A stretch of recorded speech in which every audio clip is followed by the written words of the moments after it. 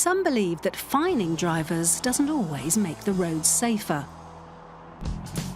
That instead of the big stick, a softly approach might work better. Peugeot green. 44. 44? Oh dear. The road death rate in Britain has plateaued over the last few years, sticking doggedly at just below 2,000 deaths a year.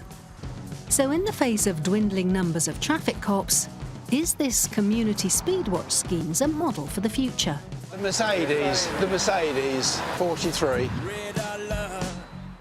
John, Trevor, Bob and Martin are out in all weathers, armed with a radar gun borrowed from the police.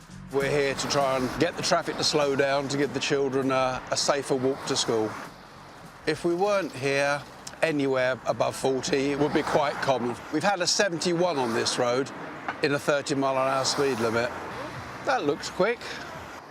For Bob, family tragedy is at the heart of his involvement.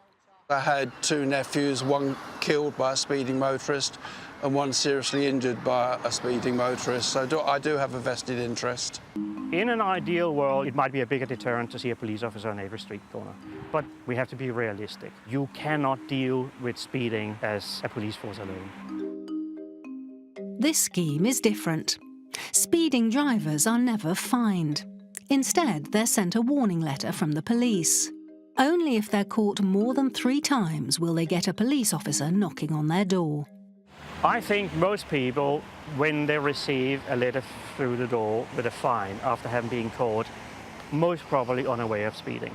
They think it's unfair, and I can understand that. I think educating people about effects of speeding is far more effective.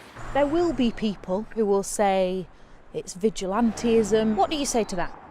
I don't think there are too many people out there who would think this is a bad thing. Just standing here with a yellow vest, we've actually reminded people that this is a maximum 30 mile an hour. But it's very difficult to get a clear picture of just how effective they are, because there is no one system bringing all the groups in different regions together. Many operate to different standards, different rules, and are managed in different ways. Jan says done properly, Speedwatch does work. He runs an online system that manages groups under one banner.